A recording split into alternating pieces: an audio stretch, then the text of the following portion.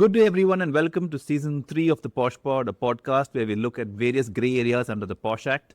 This season, we're using a slightly different format. We're doing 10-minute episodes, which will hopefully make us slightly more bearable. I have with me Laxmi Char, who's the co-founder at Parity Consulting, sits on a number of ICs, internal committees that is, and has been working in this space for a very long time. My name is Bishen Jeswant. Hopefully, you've seen us in the previous 2 seasons as well. If you haven't, please go and watch that. Shameless quick plug. My name is Bishen Jeswant. I'm a partner in the employment law practice at Siranamanchal Mangaldas and work in the employment law space and do the whole host of activities specializing in anti-sexual harassment law. Jumping straight into it, in this episode, we will be discussing the Vishaka Guidelines and why there was a new law required. So if you've been watching this podcast and work in the space, you probably don't need too much of an introduction about what the Vishaka Guidelines are. They were guidelines set out by the Supreme Court in 1997 for employers to deal with complaints of sexual harassment. Right, and since then, the law has changed. In 2013, we've had a new act, the Prevention of Sexual Harassment Act 2013, which sets out a new entire regime for dealing with sexual harassment cases. So that's where we are at today, and we'll be discussing the difference between the 2 laws today and why there was a need for a new law. So Bishen, again, like you said, cutting to the chase, right? We already had the Vishaka Guidelines, and these are Supreme Court guidelines, which effectively means that they're pretty hefty in terms of, legal gravitas. Why do we even need a POSH Act? Yeah, that's a great place to, I think, start this discussion, Laxmi, because it's true that they were Supreme Court guidelines, which means that they were law. And the Supreme Court, in fact, when it set out the Vishaka Guidelines, made it pretty clear that this will have to be complied with by all employers, right? So it wasn't a case of them being suggestive guidelines, even though the name suggests that they are guidelines. Yeah, they were law and they were to be implemented by all employers, private employers included. And that was quite clear from the Supreme Court decision itself. So if there was any kind of misconception that they didn't have to be complied with because they were guidelines, that is purely a misconception. Regardless, the reality of it is it was put together in a fairly short period of time. It is not legislative action, which means maybe it doesn't go into the level of detail that you would expect of a statute. The Supreme Court laid down principles that had to be followed by employers more than, actual processes. So, and the Supreme Court made it quite clear in its decision itself that these guidelines are only meant to be in force till the time the government, the legislature comes out with a separate statute. So there was a directive in that judgment itself, in the Vishaka judgment itself, for the government, the legislature to come out with a new act. And that is what happened in 2013. 16 years it took from 1997. Some may say that's too long, but at least it did come about. So the 2013 Act, of course, is binding law, but the reality is the Vishaka Guidelines before that also was binding law. Yeah.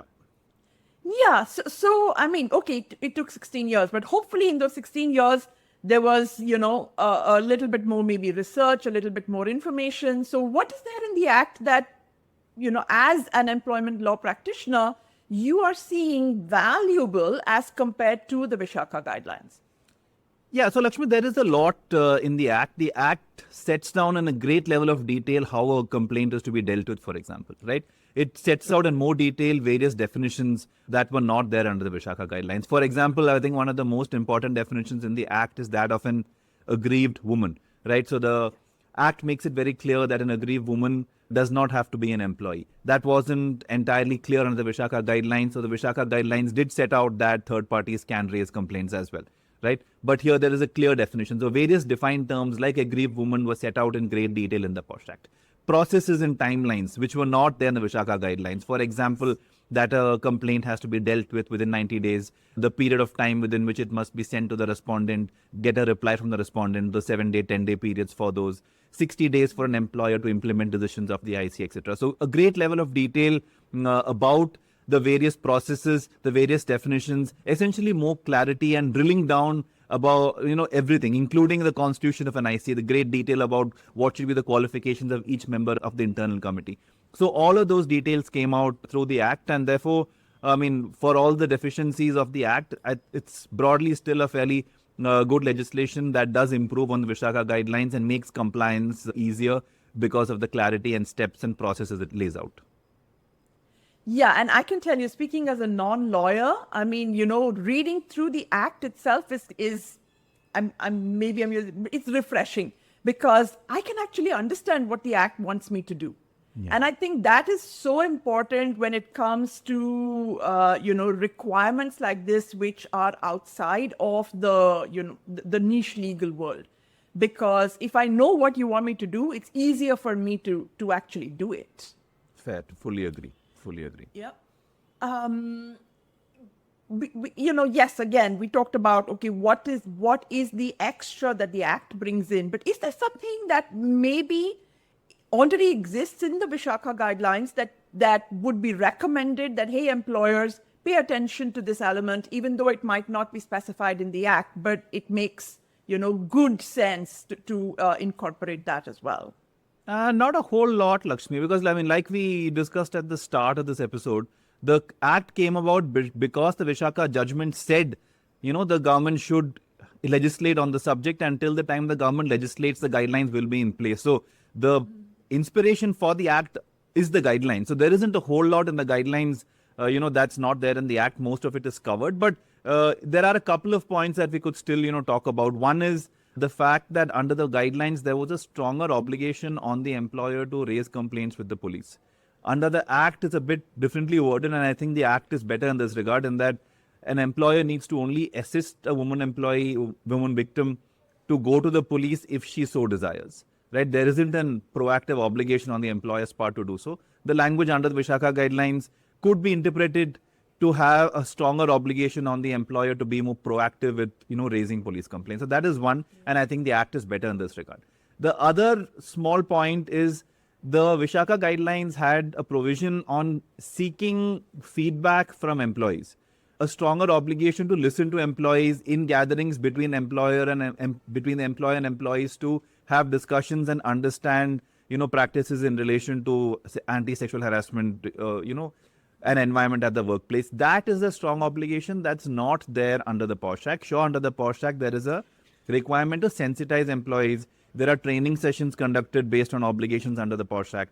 But this is a proactive obligation as a best practice, which maybe employers could still take inspiration from the POSH Act and have separate communications, interactions, conversations with employees on how they perceive the workplace to be. Is it a safe workplace? Are there changes that employees recommend?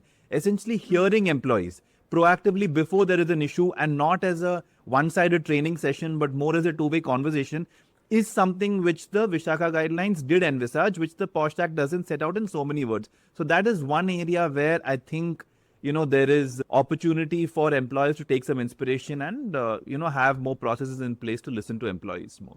Nice. And, on that note, Lakshmi, I'd like to ask you a question actually. Sure. Since you are seeing these cases live, right? You are sitting on committees, you're dealing with employers, dealing with, complaints on a day-to-day basis. Can you tell us a little bit about how you are seeing a change in the attitude of employers over the years after the POSH Act? Has there been a greater focus on compliance? Are they looking at the Act more, seriously? All right. 10 years, right, of the POSH Act itself. So if I look back, and I want to stress that this is anecdotal, this is not research based or anything like that, but anecdotally, I think the Vishaka Guidelines were really in the nice to have rather than the need to have bucket, using corporate speak, right? Now with the POSH Act, it has become a need to have.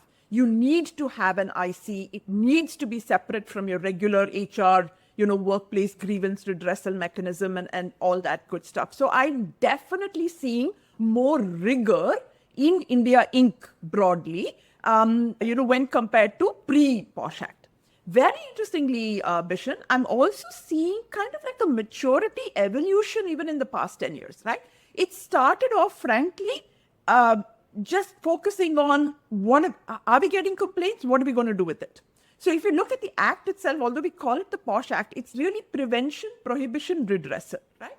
But everybody was just focused on the redressal part. Let's set up an IC and let's make sure that we are addressing the complaints. Today, exactly to the point that you raised earlier, organizations are understanding, hey, let's do kind of like a culture dipstick. Let's see if as a workplace, we are growing and evolving, becoming more inclusive, becoming more mature in the way that we are dealing with different people. And is sexual harassment one element of that, right? Which every employee deserves and requires to be protected at work. So I'm definitely seeing that growth, that evolution. And for that, I'm grateful to the Act. Because I don't know, and I would hate to this thing, but I don't know if we would have been at this point if it was not for the Act being passed and made mandatory. Lovely. That's very heartening to hear, and I'm sure our listeners as well are happy to hear that there is this change, positive change on the part of employers across the country, and that can only bode well for the future. Okay, so that brings us to the end of this episode. Thank you all for listening. Please do write in and share your comments, share your thoughts, and we will try and get back to each of you in the comment section as well. Look forward to you in the next episode. Yes, please let us know what you think. Bye and see you again.